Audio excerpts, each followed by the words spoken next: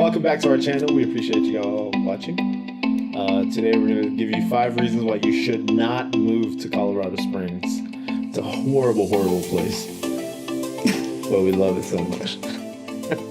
Just kidding. It's a great place. But you have to know the good and the bad wherever you're moving, especially if you're coming out of state. So we're just going to give you a small insight into some of the bad. There's really not a whole lot. Make sure you stick around for number 1. Yep. It might surprise you. It's not pleasant, but it's on there. Yeah, I think one of the biggest ones is reason number 1. But before we get into that, don't forget to like, share, and subscribe, and hit the little bell thing to keep up with us. All right, so number 5. You ready? Oh, we're going 5 to 1? Yep. All right. Number Reason five number 5 is the weather.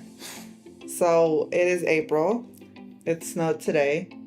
Last night. Yeah. We woke up to like 13 degrees this morning. And on Sunday it's supposed to be like 65. So today's Wednesday. Monday was 72. Mm-hmm. It's ridiculous. I know. I'm over it.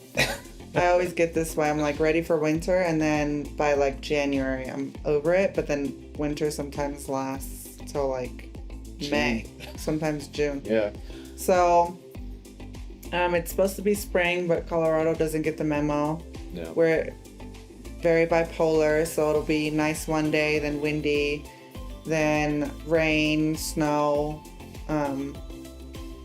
So if you don't like unpredictable weather, I don't suggest you move here. Like Sometimes you get all that in one day. yeah, rain, snow, sunshine, Yeah. everything.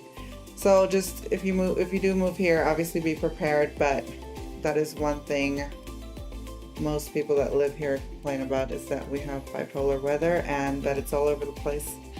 And like I said, we are in April and we're still having snow. The good thing is we do have some nicer days throughout the winter, but this winter has been particularly ugly. And Yeah, we've got a lot of snow. like, not that much, but it's like not that many days with like sunshine, where usually we have like more days where it's nicer out and it doesn't feel like we're in winter, but this year it's felt like a longer winter than before.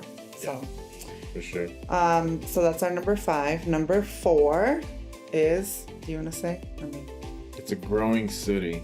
which comes with its challenges. Yeah, we have a lot of traffic, congestion, Construction. is everywhere. Yeah. In our neighborhood alone, we used to have multiple ways to get out. Now we have like one that goes far west or one that goes far east. Mm-hmm. And it's like, I think it's been there for at least 4 or 5 months now. Mm-hmm. And it's just a pain. So I'm sure it'll be great in a year when they're done. But yeah, there's just construction everywhere you go. Mm-hmm. The growing city, we had, like, the border used to be Mark Sheffel out to the east, and now it's even growing further. So it's just trying to find your little plot of land and move into that. Yeah. I mean, if you're looking for like a more slow-paced, like suburban, we are not like really a big city like Denver, but we're also not like the suburban little quaint town either. We're like right in the middle, where we don't have all the amenities of like a big city, but we're growing big enough to where, you know, we have the traffic, congestion, and just a lot of growth in the city itself. So if you don't like change, growth, expanding roads, all that, then this is probably not the place for you. Yeah. Costco's always busy.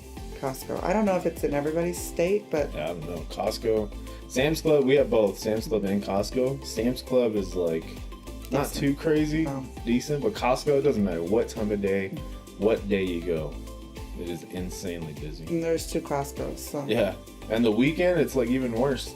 yeah, I feel like we don't, every line they have open, and it's just at least 20 people waiting. we don't do Costco on the weekends. No. Unless it's like a dire emergency. Yeah. All right, so moving on to number 3, which kind of has to do with number 4, is that the cost of living is going up and affordability is going down. I think this year in 2023 as a nation, that's kind of across the board. Colorado Springs is still 6% lower than the national average for cost of living, but things are getting more expensive. Housing, groceries, gas, obviously. The average apartment rent for a studio, like 800 square feet or a 1 bedroom, is $1,600. And then if you want a 3-bedroom house, you're looking at least $1,800 to $2,000 in rent. And then your average sales price for buying a house is, the average is in the 500s, but you can get a house in like the 4s, maybe even the high 3s, but it's just not going to be as move-in ready. It's going to probably need a lot of work, or be maybe in like an area that's further away from all the amenities. So yeah, this past week I had one of my clients, she sent me 3 houses that were about $350 in like decent neighborhoods, and they were just run down. Yeah, These like flooring, new carpet, new walls. Some of them didn't even have, the pictures didn't have flooring. Yeah. They ripped out the flooring. They put an air mattress over the missing the flooring. missing flooring, yeah. So it's crazy. So like a good healthy budget, if you're looking for like a 3-bedroom, 2-bath house in like a decent area, is like 500. Yeah. I know, like in Ohio or other places, it's much less. So we do have a lot of, great things to do here. There's a lot of scenery, a lot of nice things to look at, but with that, you're going to pay for it. Number 2 of reasons that you should not move here is one that is very painful to me. And me. The problem is that we don't have any good food. There's no, Chinatown. There's like no diverse food selection. Yeah. Like there are places, like there's German restaurants, there's Asian places. There is a few, but not like a huge selection of like. Right. When people ask me where should I go eat, I have like 5 maybe, and those are like even sometimes questionable. But there's specific areas. It's not like just go downtown. Like there's anything down there is good. Yeah. It's not. It's not. So we have a lot of chain restaurants, right? Like, and it's not my thing. So like when we do have a lot of food trucks though. A lot of the food trucks. The food trucks really are amazing, yeah. But there's not like restaurants or areas where you can just like in San Diego, I remember by the baseball stadium, the gas lamp district, like you could just walk down there and bar hop. We don't really have that. No. Like downtown has a few bars, like a nightclub, maybe 2. But like during the day, there's not really much to do. Yeah, it's definitely not like the big city kind of food culture where you can get like amazing sushi or amazing, I don't know, like Indian food. There are a few little places, but when we're like, where should we go eat? We don't have an overwhelming list of places to go. It's just like, kind of, just, I guess, if we have to. Yeah. So it's getting better for sure. There are more businesses going up, and because we are growing, we're getting more places, and but like we don't have a lot of good like little mom and pop non-chain places. Yeah. And then the number 1 reason why you shouldn't move here is your area of expertise. The crime. Yeah. Crime is going up. Yeah.